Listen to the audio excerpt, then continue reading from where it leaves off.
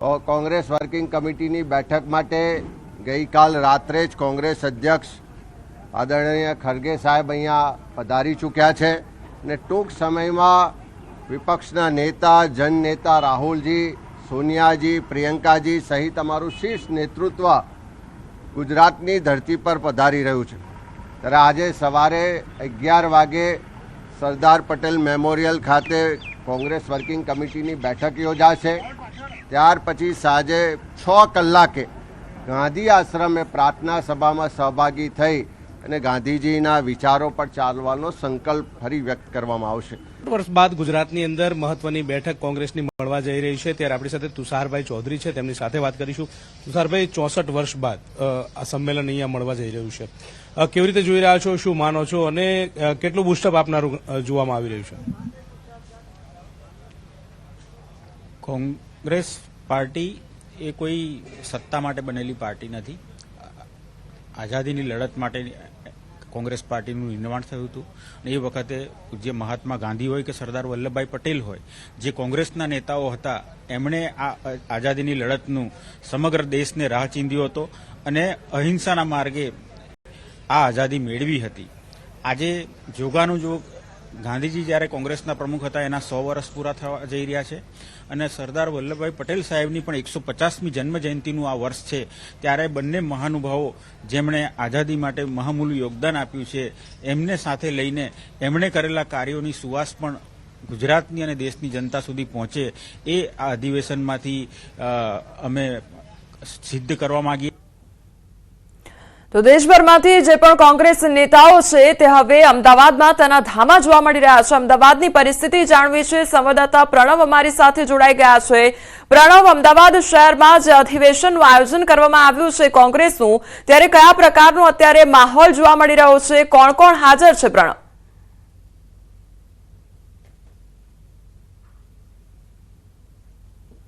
કે આ કોંગ્રેસનું જે અધિવેશન અને સાથે સીડબ્લ્યુસીની બેઠક છે તે અમદાવાદ ખાતે મળવા જઈ રહી છે. તેની અંદર મહદઅંશે 64 વર્ષ બાદ આ કોંગ્રેસનું અધિવેશન છે અમદાવાદના સાબરમતી નદી કિનારે મળવા જઈ રહ્યું છે. ખાસ કરીને સીડબ્લ્યુસીની જે બેઠક છે તે જે શહીદ જે કહી શકાય કે શાહીબાગના સરદાર પટેલ સ્મારક છે ત્યાં મળવા જઈ રહી છે. કારણ કે મહાત્મા ગાંધીના પ્રમુખ બન્યાના કોંગ્રેસના 100 વર્ષ પૂરા થઈ રહ્યા છે. તો સાથે જ જે સરદાર પટેલ છે તેની જન્મજયંતિના 150 વર્ષ પૂરા થયા છે. તેને નિમિત્તે આખો કાર્યક્રમ છે તે ગુજરાતમાં આયોજિત કરવામાં આવી રહ્યો છે.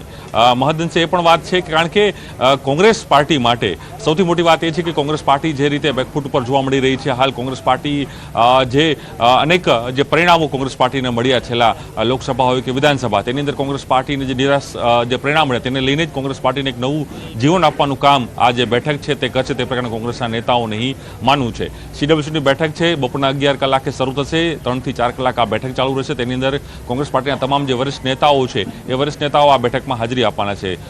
રાહુલ ગાંધી હોય, સોનિયા ગાંધી છે, સાથે જ જે મલ્લિકાર્જુન ખડગે છે, તે તમામ જે સીડબ્લ્યુસીના મેમ્બરો છે, 170 થી પણ વધુ જે સભ્યો છે એ આ બેઠકમાં ઉપસ્થિત રહેશે અને આ બેઠક છે આ જે શાહીબાગ ખાતે યોજાઈ રહી છે. તો સાથે જ જે સાંજે છે તે સાંજે મહાત્મા ગાંધી આશ્રમ છે, આશ્રમ ખાતે પણ પ્રાર્થના સભા થશે. તે પણ 2 કલાકની આ પ્રાર્થના સભા રહેશે. ત્યારબાદ રિવરફ્રન્ટ ખાતે એક સાંસ્કૃતિક કાર્યક્રમ થશે. આવતીકાલે અધિવેશન છે, અધિવેશન મળશે અને અધિવેશન જે કહી શકાય કે તેની અંદર અનેક જે પ્રસ્તાવો છે કોંગ્રેસ પાર્ટી મંજૂર કરશે. જી પ્રણવ, સમગ્ર માહિતી બદલ આપનો આભાર. તો જે પ્રમાણે અમદાવાદ શહેરમાં કોંગ્રેસની સીડબ્લ્યુસી બેઠકનું આયોજન કરવામાં આવ્યું છે, ત્યારે રાહુલ ગાંધી, સોનિયા ગાંધી પણ હાજર રહેશે. સરદાર વલ્લભભાઈ પટેલ એ ગુજરાત પ્રદેશ કોંગ્રેસ સમિતિના પ્રથમ પ્રમુખ હતા અને સૌથી લાંબો સમય એટલે કે 25 વર્ષ સુધી પ્રદેશ કોંગ્રેસ સમિતિના પ્રમુખ રહ્યા હતા. એ સરદાર સાહેબની 150 વર્ષની જન્મ જયંતિ નિમિત્તે વર્ષો પછી કોંગ્રેસનું એઆઈસીસીનું અધિવેશન અહીંયા મળી રહ્યું છે. મને ચોક્કસ વિશ્વાસ છે કે ગુજરાતીઓના આશીર્વાદ મળશે. ભાજપનું 3 દિવસ સક્રિય સદસ્યતા અભિયાન, મંડળ વાઇઝ સક્રિય સદસ્યતા અભિયાન અને 580 મંડળમાં સક્રિય સદસ્યતા અભિયાન યોજશે. તેમજ અમદાવાદ શહેરની 16 વિધાનસભામાં વિધાનસભા વાઇઝ 3 દિવસ દરમિયાન આ અભિયાન યોજવામાં આવશે. તો અમદાવાદ જિલ્લાની ગ્રામ્ય 5 વિધાનસભામાં પણ સક્રિય સદસ્યતા સંમેલન, તો ભાજપની સંઘર્ષ ગાથા અને ભાજપના શાસનમાં થયેલા કાર્યો અંગે મંથન અને ચિંતન કરવામાં આવશે. દરેક વિધાનસભા ખાતે ભારતીય જનતા પાર્ટીના સક્રિય સભ્યોનું સંમેલનનું આયોજન કરવામાં આવ્યું છે. ત્યાં આગળ અલગ અલગ વક્તાઓ જશે અને તે ભારતીય જનતા પાર્ટીનો સ્થાપનાથી લઈને આજ સુધીનો ભારતીય જનતા પાર્ટીનો જે વિચાર છે, વિકાસ થયો છે પાર્ટીનો, એની માહિતી આપશે અને સરકારની સિદ્ધિઓની પણ માહિતી આપશે અને ભારતીય જનતા પાર્ટીને કારણે દેશની રાજનીતિમાં જે બદલ આવ્યો છે એની પણ માહિતી આપવામાં આવશે. સાથે સાથે 10 થી 12 તારીખની વચ્ચે દરેક ગામની અંદર ગામ ચલો અને બૂથ અને વસ્તી ચલો અભિયાન પણ ભારતીય જનતા પાર્ટી દ્વારા કરવામાં આવશે. ભારતીય શેર બજારમાં તેજીનો માહોલ જોવા મળી રહ્યો છે. સેન્સેક્સમાં 900 થી વધુ પોઈન્ટનો વધારો જોવા મળી રહ્યો છે, તો નિફ્ટી 50માં 300 થી વધુ પોઈન્ટનો વધારો જોવા મળી રહ્યો છે. બેંક નિફ્ટીમાં 700 થી વધુ પોઈન્ટનો વધારો જોવા મળી રહ્યો છે. તો શેર બજારમાં તેજીથી રોકાણકારોમાં ખુશાલી જોવા મળી રહી છે. રોકાણકારોમાં હવે હાશકારો અનુભવાઈ રહ્યો છે, કારણ કે વધારા તરફ આગળ વધી રહ્યું છે. ભારતીય શેર બજારમાં તેજી જોવા મળી રહી છે. સેન્સેક્સમાં 900 થી વધુ પોઈન્ટનો વધારો, તો નિફ્ટી 50માં 300 થી વધુ પોઈન્ટનો વધારો જોવા મળ્યો છે.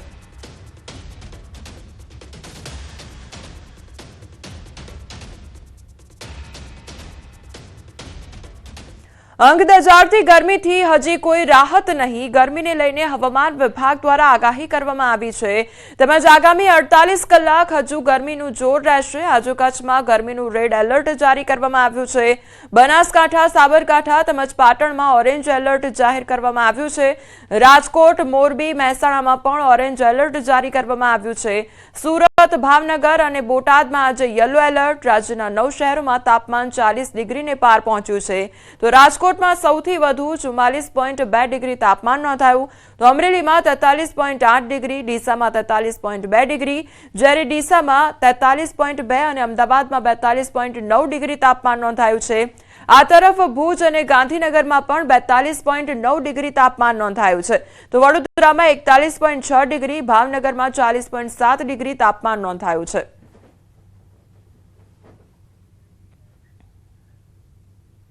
રાજકોટમાં ભર ઉનાળે પાણી કાપ જોવા મળ્યો છે. આજે 5 વોર્ડમાં એક સાથે પાણી કાપ કરવામાં આવ્યો છે.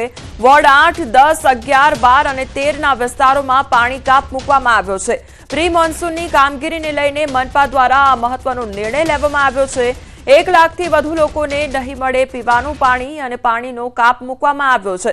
તો રાજકોટનો આ સમગ્ર મામલો સામે આવ્યો છે કે જ્યાં 5 વોર્ડના વિસ્તારોમાં પાણી કાપ મૂકવામાં આવ્યો છે, જેના કારણે લોકોને હવે પીવાનું પાણી નહીં મળે. 1 લાખથી વધુ લોકોને પીવાનું પાણી નહીં મળે. મનપા દ્વારા પ્રી મોન્સૂનની કામગીરીને લઈને આ મહત્વનો નિર્ણય લેવામાં આવ્યો છે.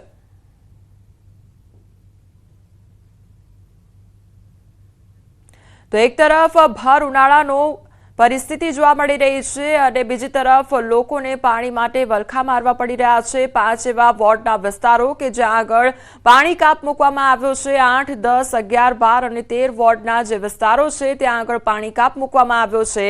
એટલે લોકોને આજે પીવાનું પાણી નહીં મળે અને મનપા દ્વારા પ્રી મોન્સૂનની કામગીરીને લઈને આ મહત્વનો નિર્ણય લેવામાં આવ્યો છે.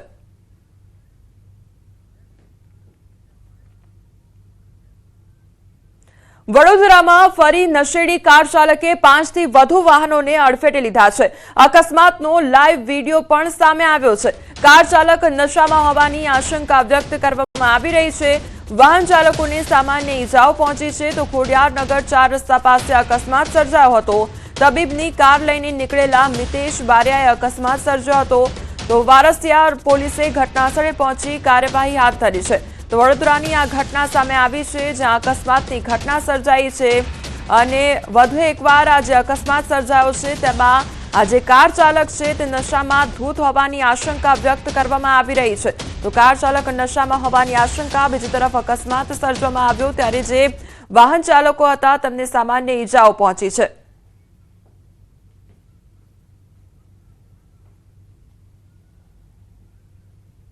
ત્યારે પાર્ક કરેલા 3-4 વાહનોને અડફેટે લીધેલા હતા અને ત્યાંથી રાહદારીમાં ચાલતા એક મહિલાને પણ એને એક્સિડન્ટ કરેલો છે. હાલ સુધી કોઈને ગંભીર ઈજા નથી, ફક્ત સામાન્ય ઈજા થયેલાનું જાણવા મળી રહ્યું છે. વડોદરાના વાઘોડિયા 4 રસ્તા બ્રિજ પાસે અકસ્માત સર્જાયો. અકસ્માતમાં વિદ્યાર્થીનીનું ઘટનાસ્થળે જ મોત નીપજ્યું છે. ખાનગી યુનિવર્સિટીમાં અભ્યાસ કરતી વિદ્યાર્થીનીનું મોત નીપજ્યું છે. પૂરપાટ ઝડપે આવતા ટેમ્પા ચાલકે વિદ્યાર્થીનીને અડફેટે લીધી. શહેરમાં અકસ્માતોની વણઝાર વચ્ચે છેલ્લા 3 દિવસમાં 3 વ્યક્તિઓના મોત નીપજ્યા છે. વધતા જતા અકસ્માતો સામે ટ્રાફિક પોલીસની કામગીરી સામે અનેક સવાલ ઉદ્ભવી રહ્યા છે.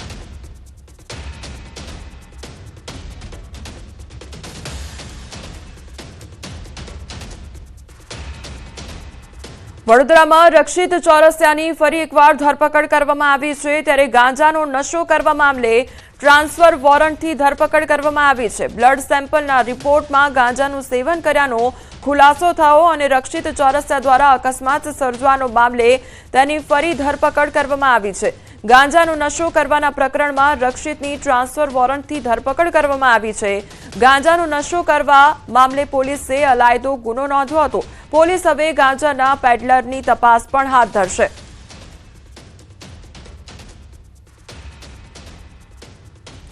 આણંદમાં સરકારી કન્યા છાત્રાલયમાં વિદ્યાર્થીનીઓ દ્વારા હોબાળો મચાવવામાં આવ્યો છે.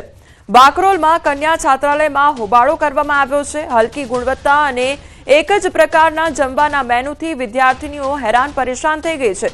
વિદ્યાર્થીનીઓએ કન્યા છાત્રાલયની સંચાલિકા પર ગંભીર આક્ષેપ લગાવ્યા છે. સંચાલિકા એક જ પ્રકારનું અને હલકી ગુણવત્તાનું ભોજન જમાડે છે.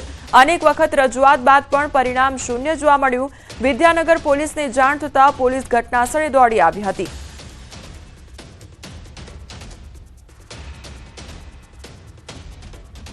બનાસકાંઠા ડીસા હાઈવે વિસ્તારમાં આગની ઘટના સામે આવી છે. ઇસ્કોન કોમ્પ્લેક્સ નજીક આગનો બનાવ બન્યો.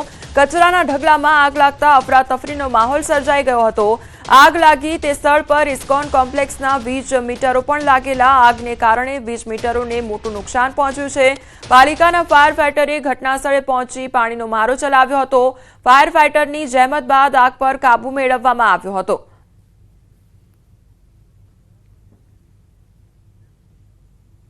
અરવલ્લી શામળાજી નજીકના ડુંગર ઉપર આગ લાગવાની ઘટના બની. તો શ્યામલ વન નજીકના ડુંગર પર આગ લાગી હતી અને આગથી ડુંગર પરની વનરાજીને નુકસાન સર્જાયું છે.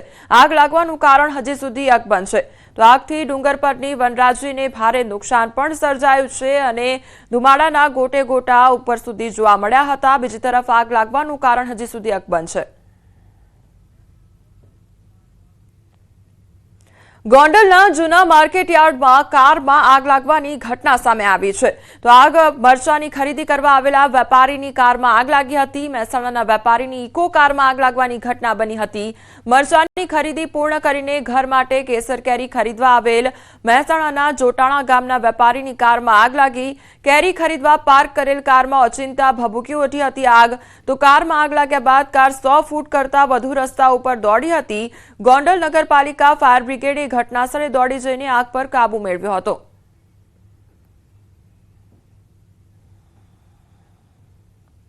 સુરેન્દ્રનગરમાં ચોંકાવનારી ઘટના સામે આવી છે. હોટલમાંથી ઝડપાયું છે ગેરકાયદેસર પેટ્રોલ.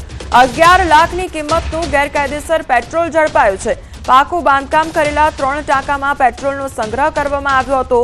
3 ટાંકીમાંથી 11 લાખની કિંમતનું 1710 લીટર પેટ્રોલ જપ્ત કરવામાં આવ્યું છે. ટેન્કર, મોટર તેમજ ડિસ્પેન્સિંગ યુનિટ, 3 ટાંકા સહિત 38.71 લાખનો મુદ્દામાલ જપ્ત કરવામાં આવ્યો છે.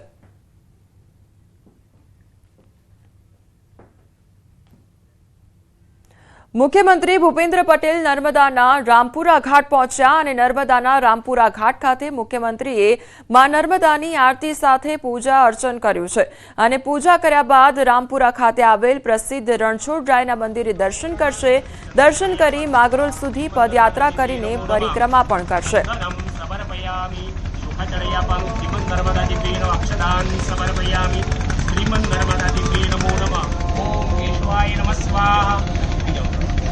ओम केशवाय नमः स्वाहा ओम माधवाय